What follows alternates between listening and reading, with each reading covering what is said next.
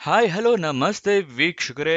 Airport authority of ಇಂಡಿಯಾದವರು 1,40,40,000 ರೂಪಾಯಿಗಳ ತನಕ ಸ್ಯಾಲ್ರಿ ಇರುವಂತಹ ಜಾಬ್ಗಳನ್ನ ಪ್ರಕಟಿಸಿದ್ದಾರೆ. ಇದು ಯಾವ್ಯಾವ ಹುದ್ದೆ, ಎಷ್ಟು ಖಾಲಿ ಇದೆ, ಎಲ್ಲ ವಿವರನ ತಿಳ್ಕೋಬೇಕು ಅಂತ ಹೇಳಿದ್ರೆ ವಿಡಿಯೋನ ಕೊನೆ ತನಕ ನೋಡಬೇಕು. ವಿಡಿಯೋ ಶುರು ಮಾಡೋಕ್ಕೂ ಮುಂಚೆ ಇನ್ನೂ ಈ ಚಾನಲ್ ಸಬ್ಸ್ಕ್ರೈಬ್ ಆಗಿಲ್ಲ ಅಂದ್ರೆ ಇವಾಗಲೇ ಸಬ್ಸ್ಕ್ರೈಬ್ ಆಗಿ ಪ್ರತಿದಿನನೂ ಗವರ್ನಮೆಂಟ್ ಜಾಬ್ ಡೀಟೇಲ್ಸ್ನ ತಿಳ್ಕೋಬಹುದು. ಹಾಗೆ ಅದರ ಪಕ್ಕದಲ್ಲಿರೋ ಬೆಲ್ ಐಕನ್ನ ಕೂಡ ಪ್ರೆಸ್ ಮಾಡಿ ವಿಡಿಯೋ ಅಪ್ಲೋಡ್ ಆಗಿದ ತಕ್ಷಣ ನಿಮಗೆ ನೋಟಿಫಿಕೇಶನ್ ಬರುತ್ತೆ.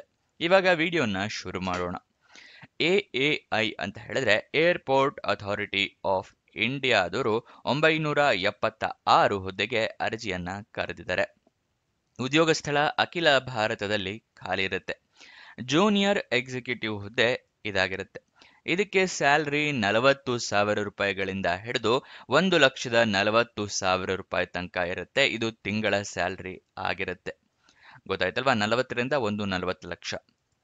ನೆಕ್ಸ್ಟು ಅಪ್ಲಿಕೇಶನ್ ಶುಲ್ಕನ ನೋಡೋದಿದ್ರೆ SC ST ಕ್ಯಾಂಡಿಡೇಟ್ಸ್ಗಳಿಗೆ ಮತ್ತೆ PWBD ಅಂದರೆ person with bench mark disability ಅಂದರೆ ಅಂಗವಿಕಲ ಕ್ಯಾಂಡಿಡೇಟ್ಸ್ಗಳಿಗೆ, ಫಿಮೇಲ್ ಕ್ಯಾಂಡಿಡೇಟ್ಸ್ಗಳಿಗೆ ಮತ್ತೆ ಅಪರೆಂಟಿಸ್ ಅಂದರೆ ಏರ್ಪೋರ್ಟ್ ಅಥಾರಿಟಿ ಆಫ್ ಇಂಡಿಯಾದಲ್ಲಿ 1 ವರ್ಷ ಅಪ್ರೆಂಟಿಸ್ಶಿಪ್ ಮಾಡಿದವರಿಗೆ ಇದಿಷ್ಟು ಕ್ಯಾಂಡಿಡೇಟ್ಸ್ಗಳಿಗೂ ಅಪ್ಲಿಕೇಶನ್ ಶುಲ್ಕ ಇರೋದಿಲ್ಲ. ಉಚಿತವಾಗಿ ಅರ್ಜಿಯನ್ನ ಹಾಕೋಬಹುದು. ಆದರೆ ಈ ರಿಸರ್ವೇಷನ್ನ ಪಡ್ಕೋಬೇಕು ಅಂತ ಹೇಳಿದ್ರೆ ನಿಮ್ಮ ಹತ್ರ ಸರ್ಟಿಫಿಕೇಟ್ಸ್ ಇರಬೇಕು, ಅಂದರೆ ಪ್ರಮಾಣ ಪತ್ರಗಳಿರಬೇಕಾಗತ್ತೆ. SC ST ಕ್ಯಾಂಡಿಡೇಟ್ಸ್ ಆಗಿದ್ರೆ ನಿಮ್ಮ ಹತ್ರ ಜಾತಿ ಪ್ರಮಾಣ ಪತ್ರ, ಅಂಗವಿಕಲತೆಯನ್ನ ಪ್ರಮಾಣ ಪತ್ರ ಇರಬೇಕಾಗತ್ತೆ. ನೀವೇನಾದರೂ PWBD ರಿಸರ್ವೇಷನ್ ಪಡ್ಕೋಬೇಕು ಅಂದರೆ ಅಪರೆಂಟಿಸ್ಶಿಪ್ ಹಾಗೆ ಇದ್ದಿದ್ರೆ ಅಪರೆಂಟಿಸ್ಶಿಪ್ ಸರ್ಟಿಫಿಕೇಟ್ ಇರಬೇಕಾಗತ್ತೆ ನಿಮ್ಮ ಹತ್ರ. ಅವಾಗ ಮಾತ್ರ ಅಪ್ಲಿಕೇಶನ್ ಫೀಸ್ ಇರೋದಿಲ್ಲ. ಇನ್ನಿತರೆ ಎಲ್ಲ ಕ್ಯಾಂಡಿಡೇಟ್ಸ್ಗಳಿಗೂ ಅಪ್ಲಿಕೇಶನ್ ಫೀಸ್ 300 ರೂಪಾಯಿಗಳಿರುತ್ತೆ. ಅಪ್ಲಿಕೇಶನ್ ಶುಲ್ಕವನ್ನ ನೀವು ಆನ್ಲೈನ್ ಮುಖಾಂತರ ಪೇ ಮಾಡಬೇಕಾಗುತ್ತೆ. ಸೆಲೆಕ್ಷನ್ ಪ್ರೋಸೆಸ್ನ ವಿವರ ತಿಳ್ಕೊಳ್ಳೋದಾದ್ರೆ ನಿಮ್ಮ ಸೆಲೆಕ್ಷನ್ನು ಗೇಟ್ 2023ರ ಸ್ಕೋರು ಅಥವಾ 2024 ಅಥವಾ 2025ರ ಸ್ಕೋರ್ ಮೇಲೆ ನಿಮ್ಮನ್ನ ಸೆಲೆಕ್ಷನ್ ಮಾಡ್ತಾರೆ. ಅದಾದ ನಂತರ ನಿಮ್ಮ ಅಪ್ಲಿಕೇಶನ್ನ ವೆರಿಫಿಕೇಶನ್ ಮಾಡ್ತಾರೆ. ಗೊತ್ತಾಯ್ತಲ್ವಾ? ಯಾವುದೇ ರೀತಿಯ ಇವರು ಲಿಖಿತ ಪರೀಕ್ಷೆಯನ್ನ ಕಂಡಕ್ಟ್ ಮಾಡೋದಿಲ್ಲ. ಗೇಟ್ ಸ್ಕೋರ್ ಮೇಲೆ ನಿಮ್ಮನ್ನ ಸೆಲೆಕ್ಷನ್ ಮಾಡ್ತಾರೆ. ಅದನ್ನ ತಿಳ್ಕೊಂಡಿರ್ಬೇಕು ನೀವು. ನೆಕ್ಸ್ಟ್, ಅರ್ಜಿಯನ್ನ ಹೇಗೆ ಹಾಕೊಳ್ಳೋದು ಅನ್ನೋದ್ರ ವಿವರ ತಿಳಿಸ್ಕೊಡ್ತೀನಿ. ಅದಕ್ಕಿಂತ ಮುಂಚೆ ದಯವಿಟ್ಟು ಲೈಕ್ ಮಾಡಿಲ್ಲ ಅಂದ್ರೆ ಇವಾಗಲೇ ಲೈಕ್ ಮಾಡಿ. ಪ್ರತಿದಿನವೂ ನಿಮಗೆ ಗವರ್ನಮೆಂಟ್ ಜಾಬ್ ಡೀಟೇಲ್ಸ್ನ ತಿಳಿಸ್ಕೊಡ್ತೀವಿ, ಅದಕ್ಕೋಸ್ಕರ. ನೆಕ್ಸ್ಟ್, ನಿಮ್ಗೇನಾದ್ರೂ ಗೊತ್ತಿರಲಿಲ್ಲ ಅಂತ ಹೇಳಿದ್ರೆ ಅಥವಾ ಹೊಸ ವೀಕ್ಷಕರಾಗಿದ್ರೆ ತಿಳಿಸ್ಕೊಡ್ತಾ ಇದ್ದೀನಿ. ನಾವು ನಿಮಗೋಸ್ಕರ ವೆಬ್ಸೈಟ್ನ ಕ್ರಿಯೇಟ್ ಮಾಡಿದ್ದೀವಿ. PRGOVTJOBS.com ಅಂದರೆ prgovernmentjobs.com ಅಂತ ಹೇಳಿ ವೆಬ್ಸೈಟ್ನ ಕ್ರಿಯೇಟ್ ಮಾಡಿದ್ವಿ. ಇಲ್ಲಿ Karnataka government job, central government, 10th pass, 12th pass, degree jobs, ಈ ಥರ ಹಲವಾರು ಜಾಬ್ಸ್ ಪ್ರತಿದಿನ ಅಪ್ಲೋಡ್ ಮಾಡ್ತಾ ಇರ್ತೀವಿ. ಈ ವೆಬ್ಸೈಟ್ನ ಲಿಂಕು ಡಿಸ್ಕ್ರಿಪ್ಷನ್ನು ಮತ್ತು ಕಮೆಂಟ್ ಬಾಕ್ಸ್ನಲ್ಲಿ ಕೊಟ್ಟಿದ್ದೀವಿ. ಅಲ್ಲಿಂದ ಕ್ಲಿಕ್ ಮಾಡಿ ವೆಬ್ಸೈಟ್ನ ಆಕ್ಸೆಸ್ ಮಾಡ್ಕೊಳ್ಳಿ. ಪ್ರತಿದಿನ ಜಾಬ್ ಡೀಟೇಲ್ಸ್ನ ಪಡ್ಕೊಳ್ಳಿ. ನಿಮಗೇನಾದರೂ ಪ್ರತಿದಿನನೂ ಯಾವ್ಯಾವ ಜಾಬ್ ಡೀಟೇಲ್ಸ್ ಅಪ್ಲೋಡ್ ಆಗ್ತಿದೆ ಅಂತ ಮಾಹಿತಿ ತಿಳ್ಕೋಬೇಕು ಅಂದರೆ ನಮ್ಮ ವಾಟ್ಸಪ್ ಮತ್ತು ಟೆಲಿಗ್ರಾಮ್ ಚಾನಲ್ನ ಫಾಲೋ ಮಾಡ್ಕೊಳ್ಳಿ. ವಾಟ್ಸಪ್ ಮತ್ತು ಟೆಲಿಗ್ರಾಮ್ ಚಾನಲ್ನ ಲಿಂಕು ಡಿಸ್ಕ್ರಿಪ್ಷನ್ನಲ್ಲೇ ಇದೆ. ಅಲ್ಲಿಂದ ಕ್ಲಿಕ್ ಮಾಡಿ ಜಾಯಿನ್ ಆದರೆ ಪ್ರತಿದಿನನೂ ವಾಟ್ಸಪ್ ಮತ್ತು ಟೆಲಿಗ್ರಾಮ್ನಲ್ಲಿ ನಿಮಗೆ ಯಾವ್ಯಾವ ಜಾಬ್ ಡೀಟೇಲ್ಸ್ ಅಪ್ಲೋಡ್ ಆಗ್ತಾ ಇದೆ ಅಂತ ಹೇಳಿ ತಿಳಿಸ್ಕೊಡ್ತೀವಿ. ಅದರಲ್ಲಿ ಪ್ರತಿದಿನದ ಲಿಂಕು ಮತ್ತು ಯಾವ್ಯಾವ ಜಾಬ್ ಡೀಟೇಲ್ಸ್ ಕೊನೆಗೊಳ್ತಾ ಇದೆ ಅನ್ನೋದರ ಲಿಂಕು, ಯಾವ ಜಾಬು ಎಲ್ಲದನ್ನು ಪ್ರತಿದಿನ ವಾಟ್ಸಪ್ ಮತ್ತು ಟೆಲಿಗ್ರಾಮ್ನಲ್ಲಿ ತಿಳ್ಕೊಬೋದು. ಅದಕ್ಕೋಸ್ಕರ ನಮ್ಮ ಟೆಲಿಗ್ರಾಮ್, ವಾಟ್ಸಪ್ನ ಫಾಲೋ ಮಾಡೋದು ಮರಿಬೇಡಿ. ಇವಾಗ ಜಾಬ್ ಡೀಟೇಲ್ಸ್ನ ಮುಂದುವರ್ಸೋಣ. ನೀವು ಅರ್ಜಿಯನ್ನು ಹೇಗೆ ಹಾಕ್ಕೊಳ್ಬೇಕು ಅಂತ ಹೇಳಿದ್ರೆ ಆನ್ಲೈನ್ ಮೂಲಕ ಅರ್ಜಿಯನ್ನು ಹಾಕ್ಕೊಳ್ಬೇಕಾಗತ್ತೆ. ಆನ್ಲೈನ್ ಮೂಲಕ ಅರ್ಜಿ ಹಾಕೋಕ್ಕೂ ಮುಂಚೆ ನೋಟಿಫಿಕೇಶನ್ನ ಕೇರ್ಫುಲ್ ಆಗಿ ಓದ್ಕೊಳ್ಳಿ. ಏನೇನು ಎಲಿಜಿಬಿಲಿಟಿ ಕ್ರೈಟೀರಿಯಾ ಇದೆ ಅಂತ ತಿಳ್ಕೊಳ್ಳಿ. ಅದಾದ ನಂತರ ಅರ್ಜಿಯನ್ನು ಹಾಕ್ಕೊಳ್ಳಿ. ನೋಟಿಫಿಕೇಶನ್ ಹೇಗೆ ಡೌನ್ಲೋಡ್ ಮಾಡೋದು ಅಂತ ಕೂಡ ವಿಡಿಯೋದಲ್ಲೇ ತಿಳಿಸ್ಕೊಡ್ತೀವಿ. ನೆಕ್ಸ್ಟು, ಆನ್ಲೈನ್ ಅರ್ಜಿಯಲ್ಲಿ ಇಮೇಲ್ ID, ಮೊಬೈಲ್ ನಂಬರ್ನ ಕರೆಕ್ಟಾಗಿ ಮೆನ್ಷನ್ ಮಾಡಿ. ಜಾಬ್ ಸಿಕ್ಕಿದ್ರೆ ಇಮೇಲ್ ಅಥವಾ SMS ಮುಖಾಂತರ ನಿಮಗೆ ಕನ್ಫರ್ಮ್ ಮಾಡ್ತಾರೆ. ನೆಕ್ಸ್ಟು, ಡಾಕ್ಯುಮೆಂಟ್ಸ್ನೆಲ್ಲ ರೆಡಿ ಇಟ್ಕೊಳ್ಳಿ. ID ಪ್ರೂಫಿಗೆ ಆಧಾರ್ ಕಾರ್ಡ್, ವೋಟರ್ ID ಅಥವಾ ಪಾನ್ ಕಾರ್ಡ್. ಎಜುಕೇಷನ್ ಕ್ವಾಲಿಫಿಕೇಷನ್ಗೆ ಮಾರ್ಕ್ಸ್ ಕಾರ್ಡು, ಸರ್ಟಿಫಿಕೇಟ್ಸು ಇಟ್ಕೊಳ್ಳಿ. ಎಕ್ಸ್ಪೀರಿಯನ್ಸ್ ಏನಾದರೂ ಇದ್ದರೆ ಎಕ್ಸ್ಪೀರಿಯನ್ಸ್ ಸರ್ಟಿಫಿಕೇಟ್ ಇಟ್ಕೊಳ್ಳಿ. ಮತ್ತು ಏಜ್ ಪ್ರೂಫಿಗೆ ನಿಮ್ಮ ಬರ್ತ್ ಸರ್ಟಿಫಿಕೇಟ್ ಅಥವಾ SSLC ಮಾರ್ಕ್ಸ್ ಕಾರ್ಡ್ ಬೇಕಾಗುತ್ತೆ. ನೆಕ್ಸ್ಟು, ಎಲ್ಲ ಡೀಟೇಲ್ಸ್ ಅಪ್ಲಿಕೇಶನ್ ಫಾರ್ಮ್ನಲ್ಲಿ ಎಲ್ಲ ಡೀಟೇಲ್ಸ್ ಕರೆಕ್ಟ್ ಇದೆಯಾ ಅಂತ ಒಂದ್ಸಲ ಚೆಕ್ ಮಾಡ್ಕೊಂಡು ನಂತರನೇ ಸಬ್ಮಿಟ್ ಮಾಡಿ. ಎಲ್ಲ ಡಾಕ್ಯುಮೆಂಟ್ಸು ಸ್ಕ್ಯಾನೆಡ್ ಕಾಪೀಸ್ ಇರಬೇಕಾಗತ್ತೆ ಆನ್ಲೈನ್ ಮುಖಾಂತರ ಅರ್ಜಿ ಹಾಕೋದ್ರಿಂದ. ಇಲ್ಲ ಮೊಬೈಲ್ನಲ್ಲೇ ಅರ್ಜಿಯನ್ನು ಹಾಕ್ಕೊಳ್ತೀರಾ ಅಂತ ಹೇಳಿದ್ರೆ ಎಲ್ಲದು ಫೋಟೋ ತೊಗೊಂಡಿಟ್ಕೊಳ್ಳಿ ಮೊಬೈಲ್ನಲ್ಲೇ.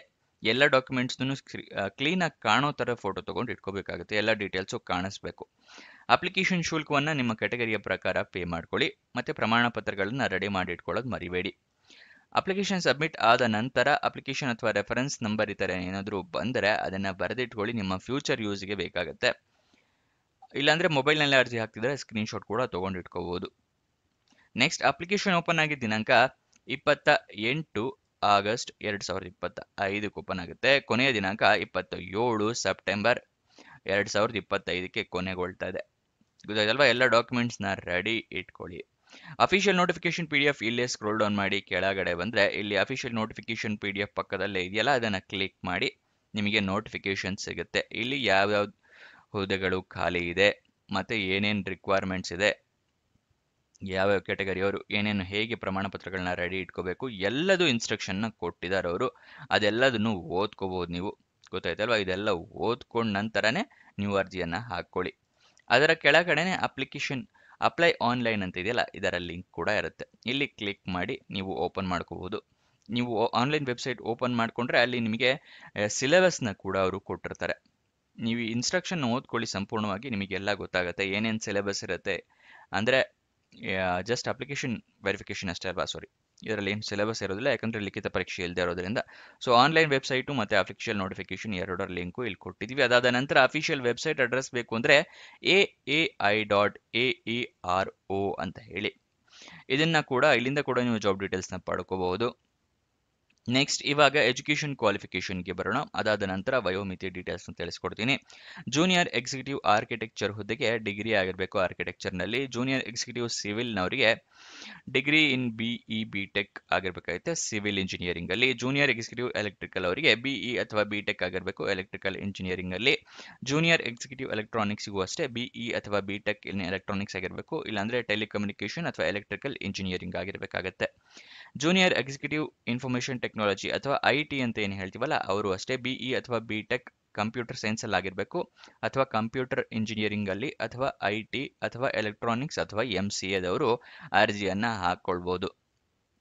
ವಯೋಮಿತಿ ಮಿನಿಮಮ್ 18 ವರ್ಷ, ಮ್ಯಾಕ್ಸಿಮಮ್ 27 ವರ್ಷ. ವಯೋಮಿತಿಯ ಸಡಿಲಿಕೆಯನ್ನು ಕೊಟ್ಟಿದ್ದಾರೆ. OBC ಕ್ಯಾಂಡಿಡೇಟ್ಸ್ಗಳಿಗೆ 3 ವರ್ಷದ ಸಡಿಲಿಕೆ ಕೊಟ್ಟಿದ್ದಾರೆ. ಆದರೆ ನಿಮ್ಮ ಹತ್ರ OBC ಕ್ಯಾಂಡಿಡೇಟ್ಸ್ OBC ಸರ್ಟಿಫಿಕೇಟ್ ಇರಬೇಕಾಗುತ್ತೆ.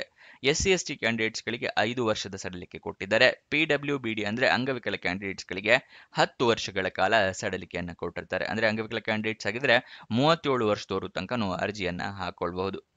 ಗೊತ್ತಾಯ್ತಲ್ವಾ? ಇದಿಷ್ಟು ಈ ಜಾಬ್ನ ವಿವರ. ನಿಮಗೆ ಏನೇ ಡೌಟ್ಸ್ ಅಥವಾ ಕ್ವಶನ್ಸ್ ಇದೆ ಅಂತ ಹೇಳಿದ್ರೆ ಕಮೆಂಟ್ ಬಾಕ್ಸ್ನಲ್ಲಿ ಕಮೆಂಟ್ ಮಾಡಿ. ಮತ್ತು ಈ PR ಗೌರ್ಮೆಂಟ್ ಜಾಬ್ಸ್ ಮತ್ತು AAI ಇದೆರಡರ ಲಿಂಕು ನಿಮಗೆ ಡಿಸ್ಕ್ರಿಪ್ಷನ್ನು ಮತ್ತು ಕಮೆಂಟ್ ಬಾಕ್ಸ್ನಲ್ಲಿ ಕೊಟ್ಟಿದ್ದೀವಿ.